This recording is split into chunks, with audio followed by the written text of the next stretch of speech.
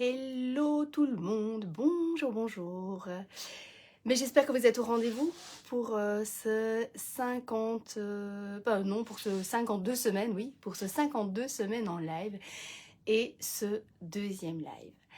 Donc j'espère que vous m'entendez bien, que vous me voyez bien. Donc si c'est le cas, vous pouvez mettre que le son et ou la vidéo sont nickel. Si le moindre souci, vous pouvez me partager aussi, bien entendu. Si vous êtes en live, ça me fait plaisir de le savoir. Si vous êtes en replay, pareillement. Voilà. Donc, deuxième petit live, tout en simplicité, pour vous parler de la comparaison. En effet, ça a été un thème assez récurrent autour de moi cette semaine.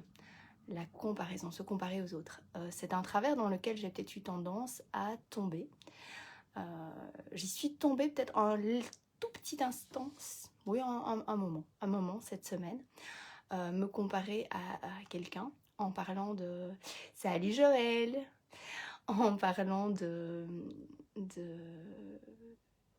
voilà, dans un contexte professionnel où on avait fait un concours.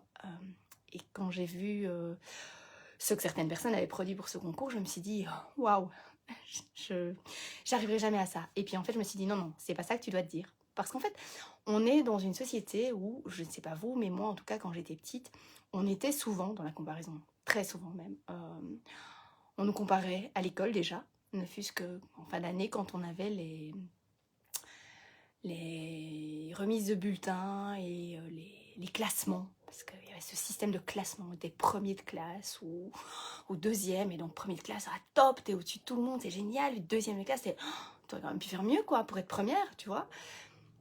Et on a ce système de valeurs et de comparaison qu'on nous inculque depuis l'enfance, enfin qu'on nous inculquait en tout cas depuis l'enfance, et auquel moi j'essaie d'échapper avec mes enfants quand ils ramènent un résultat et qu'ils me disent j'ai eu autant, mais ah oui mais je suis au-dessus les autres ont eu moins, machin, je m'en fous. C'est pas le résultat des autres qui m'intéresse, c'est le tien. Ne te compare pas aux autres, tu es toi et c'est toi qui m'intéresse, c'est ta personne à toi qui m'intéresse. Et mon coach et mentor Martin Lattuille disait d'ailleurs que la comparaison peut être toxique, néfaste, et qu'elle peut mener à l'isolement. Et en effet, c'est ce que j'ai eu comme réflexe quand je me suis comparée cette semaine avec cette personne que j'admire beaucoup d'ailleurs.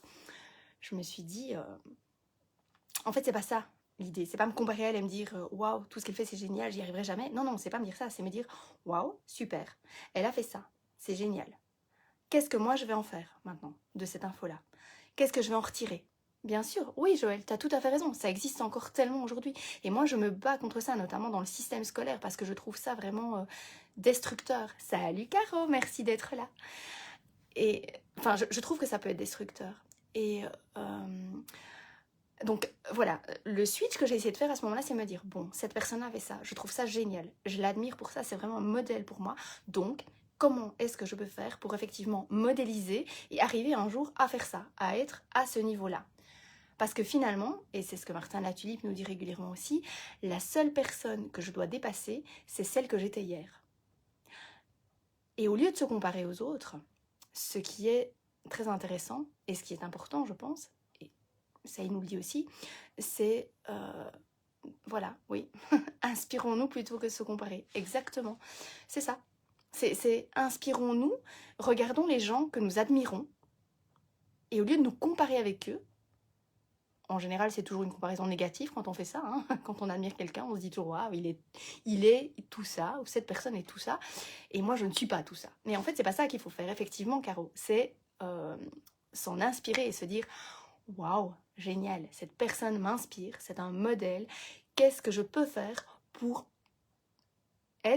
atteindre ça, ou peut-être pour un jour inspirer d'autres personnes par ce que je suis, parce que je représente, parce que j'exprime. Et c'est donc ce que Martin nous dit parfois aussi, c'est qu'au lieu de se comparer aux autres, ce qui est important, c'est de s'observer et de se poser la question, de se dire, est-ce que j'aurais fait ce que je fais maintenant il y a 1 mois, il y a 6 mois ou il y a 1 an? Eh bien moi, je peux vous dire que la réponse est non. Alors, il y a 1 an, exactement le 5 mars, puisqu'on est on est le 5 mars là, on est le 5 mars. Le 5 mars 2020, je me lançais dans un programme de coaching qui s'appelait Propulsion avec Sandrine et Nicolas Devic. Et j'allais, 2 semaines plus tard, j'allais intégrer l'Académie Zéro Limite. Et j'aurais jamais, mais jamais imaginé faire ce que je fais là maintenant. On m'aurait dit, l'année prochaine, tu fais des lives devant les gens. Non. Et alors, je me compare avec ce que j'étais l'année passée. Je me compare avec ce que j'étais l'année passée. Je me dis, mais waouh! Et ça fait écho à ce que je vous partage le vendredi, que vous soyez sur ma page ou dans mon groupe en général. Je vous demande de célébrer vos petites victoires pour pouvoir célébrer après les grandes victoires. Et parfois, je me dis, je suis nulle part. Et puis après, je regarde et je me dis, mais si, je suis pas nulle part. Par rapport à où j'étais l'année passée, mais waouh! Mais merci la vie, merci de m'avoir fait faire les rencontres que j'ai fait, merci de m'avoir fait progresser, merci de m'avoir fait prendre conscience de tout ce que je pouvais accomplir. Et comment est-ce que je peux transmettre ça aux personnes que j'ai la chance de rencontrer, aux personnes que je peux aider, que je peux accompagner dans mon boulot. Comment est-ce que je peux transmettre ça à mes enfants aussi, qu'il ne faut pas se comparer aux autres, mais qu'il faut juste se dépasser soi, en fait, et aller vers une meilleure version de soi, et pas une meilleure version que quelqu'un d'autre, parce que ça n'a aucun intérêt d'être une meilleure version que quelqu'un d'autre, parce que non. Après, si on admire quelqu'un, vouloir atteindre son niveau, que ce soit en sport ou peu importe, ok. C'est vrai, on a partagé un thé quelques jours avant ce séminaire. Tu témoignes de la transformation. Merci Caro, c'est super gentil. Je pense, oui. Il y a beaucoup de gens qui me disent effectivement que j'ai beaucoup changé. Je me suis beaucoup transformée depuis. Et oui, bien sûr, j'aurais jamais l'année passée... Enfin, même... J'ai toujours été hyper timide. J'ai jamais voulu me mettre sur le devant de la scène. Et jamais. Et là, maintenant, j'ai fait du théâtre à l'époque. Je vous parle d'un temps que les moins de 20 ans ne peuvent pas connaître, mais oui, c'était il y a plus de 20 ans maintenant. J'ai fait du théâtre pour me guérir de ma timidité.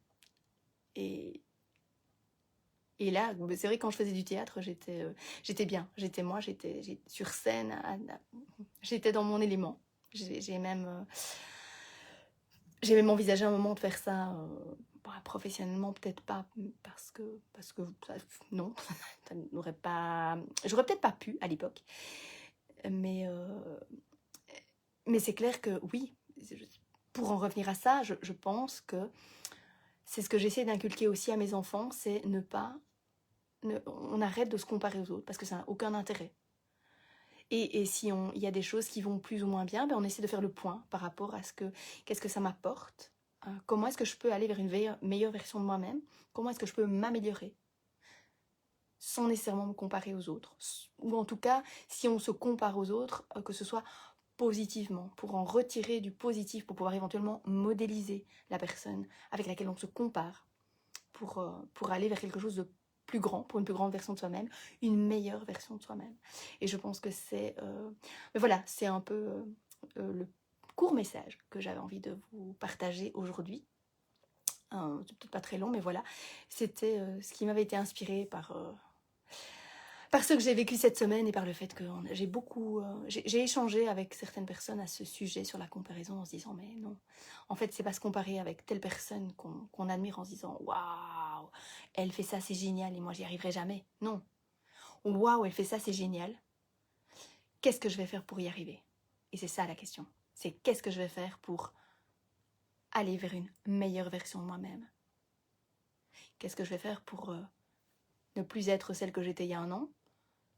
Pour peut-être ne plus être celle que je suis maintenant, mais pour être encore une meilleure version de moi-même, être encore plus alignée, être encore plus centrée, être encore plus qui je suis, dans toute mon authenticité, dans ma vulnérabilité, parce que là, je m'affiche. Je t'en prie, Joël, merci à toi. Voilà, comment est-ce que je vais faire pour être une meilleure version de moi-même? C'est ce que je vous propose de retenir peut-être de ce direct, si vous étiez là, et si vous le regardez en replay, c'est la même consigne. Comment est-ce que je peux faire pour être une meilleure version de moi-même? Quelles sont les actions, quels sont les tout petits pas que je peux poser pour arriver à ça? Je vous remercie beaucoup d'avoir été là. Je vois qu'il y a 4 personnes qui sont là, donc je vous remercie du fond du cœur d'être là. Je sais qu'il y a Caro et Joël, les autres, elles restent anonymes, elles ne me mettent pas un petit coucou dans les commentaires. Je vous souhaite de passer un très beau week-end ensoleillé. Prenez soin de vous. Oui, Caro, tu y travailles, mais toi aussi, hein, tu t'es transformée, pas qu'un peu, Audi, quand même, depuis qu'on s'est rencontrés il y a 2 ans maintenant. Hein. Ouais, il y a 2 ans qu'on s'est rencontrés. T'as vachement évolué aussi. Et de toute façon, quoi qu'il en soit, tu es une très très belle personne. Et Joël, j'ai hâte de la rencontrer. Voilà, j'ai hâte de te rencontrer, Joël, lors d'une balade. On va se prévoir ça, même avec un masque, mais on le fera. Je vous souhaite un très beau week-end. Profitez du soleil, prenez soin de vous et je vous retrouve la semaine prochaine pour un prochain live. Ciao tout le monde!